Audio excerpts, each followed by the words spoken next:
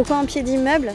On s'est dit que si on voulait toucher les habitants, les riverains, il faut aller là où ils habitent, sur leur lieu d'habitation. Et ce qui était important, c'était de trouver un moyen culturel de les amener à réfléchir autour de cette notion d'écologie, de transition écologique. C'est intéressant dès le plus jeune âge de leur inculquer comment bien manger, l'équilibre alimentaire, l'anti-gaspillage.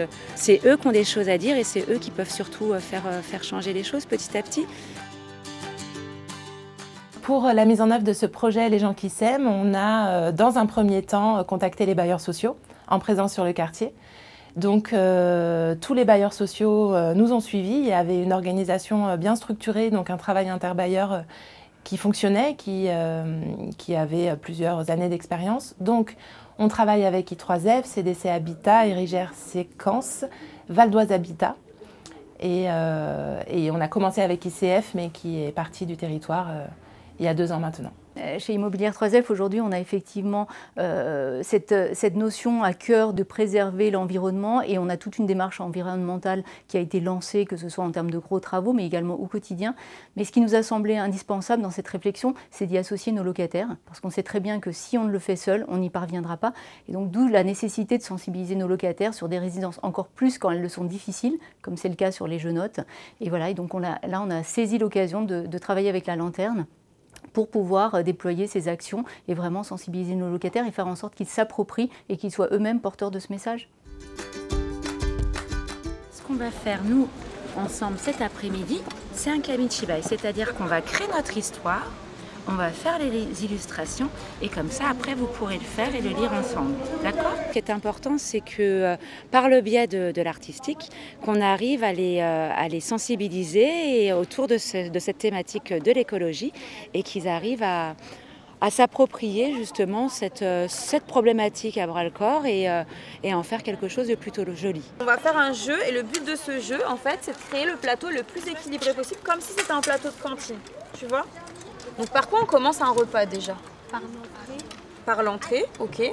Comme c'est toi qui as répondu, c'est toi qui commence. Tiens, tu as le droit de choisir l'entrée qui te plaît le plus et que tu considères aussi que c'est une entrée qui est bien pour un repas équilibré. Dans cette jolie brochette, il y a des vitamines pour être en forme et du calcium pour avoir des os solides. Tout ça, ça sert à inculquer dès le plus jeune âge les bons réflexes alimentaires, l'équilibre alimentaire, ce que c'est de ne pas gaspiller la nourriture, comment on mange équilibré, comprendre en fait qu'on peut aussi cuisiner autrement. On peut semer justement des petites graines et qui vont après éveiller un petit peu les consciences. Les enfants en reparlent aux parents ou les parents qui sont venus décident par exemple de préparer des goûters autrement à leurs enfants, etc., etc. Et tout à l'heure, il y a une dame qui parlait du prix pour bien manger, en fait, que ça devenait de plus en plus cher.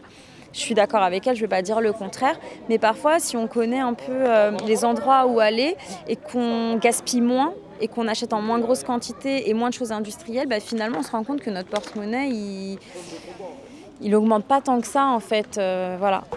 Le principe, ça va être de capturer un petit végétal et de le mettre à l'intérieur du petit cadre, ok ? Là aujourd'hui, on a réalisé un atelier avec de la résine et des végétaux.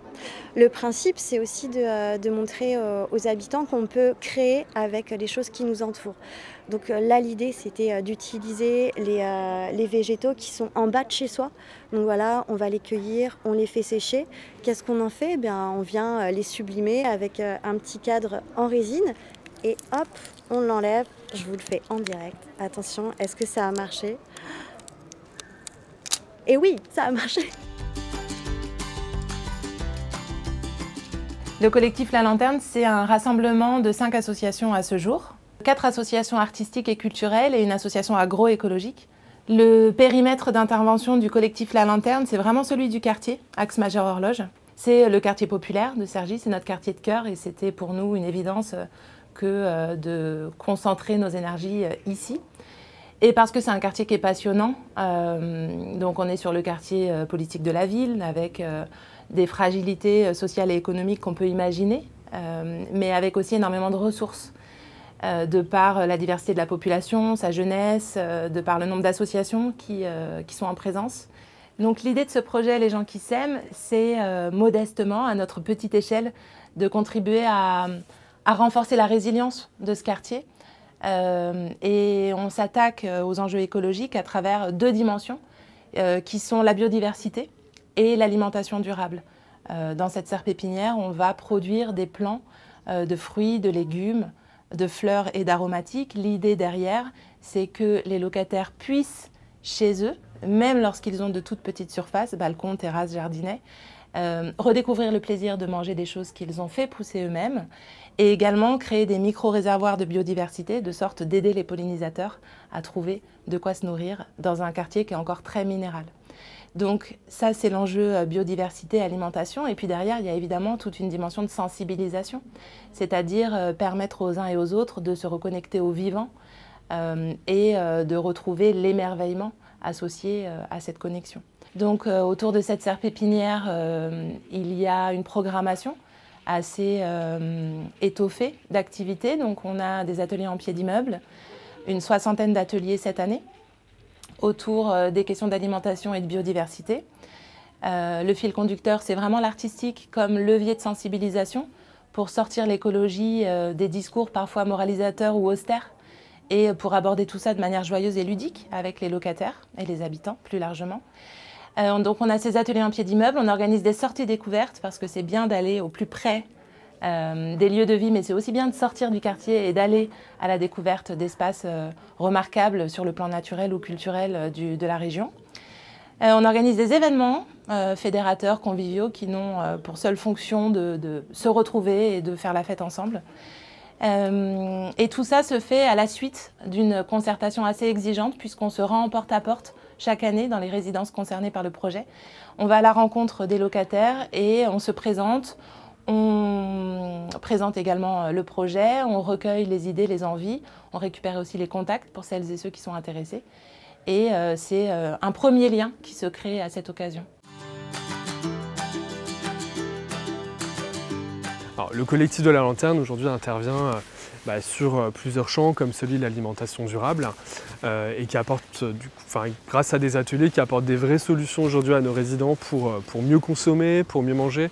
Le fait qu'on soit plusieurs bailleurs sur le secteur axe majeur, ça permet de toucher un plus grand nombre d'habitants. Alors que si on le faisait seul de notre côté, effectivement on ne toucherait qu'un seul quartier.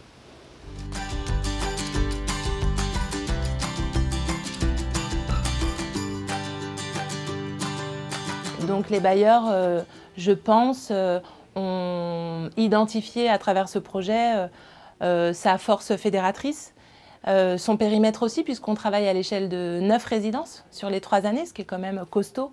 Et je pense qu'on était également à un croisement entre les enjeux écologiques, les questions artistiques. On est également sur un territoire QPV, donc en fait, ce projet vient vraiment répondre à des besoins et à des enjeux différents et complémentaires.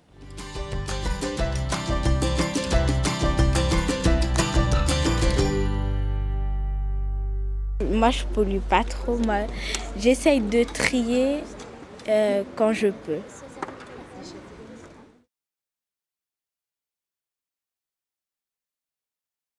Alors, le dépôt du dossier auprès du Fonds pour l'innovation sociale s'est fait sur les conseils d'I3F, qui connaissait notre action et qui avait encouragé la mise en place de jardins depuis plusieurs années sur le quartier et qui a considéré que ce projet pouvait répondre à l'ensemble des critères du fonds mutualisé et qui nous a accompagnés sur l'élaboration. Donc on a contacté l'ensemble des bailleurs qui étaient partants et on a rédigé à plusieurs mains ce document, et également en concertation avec les équipes du Fonds pour l'innovation sociale qui ont été particulièrement aidantes et qui nous ont guidés sur la rédaction et qui nous ont bien préparés à la commission d'instruction qui s'est déroulée à la perfection puisqu'on a eu la chance d'obtenir ce fonds sur 3 ans et ça a été vraiment un sacré coup de pouce pour sécuriser financièrement le projet.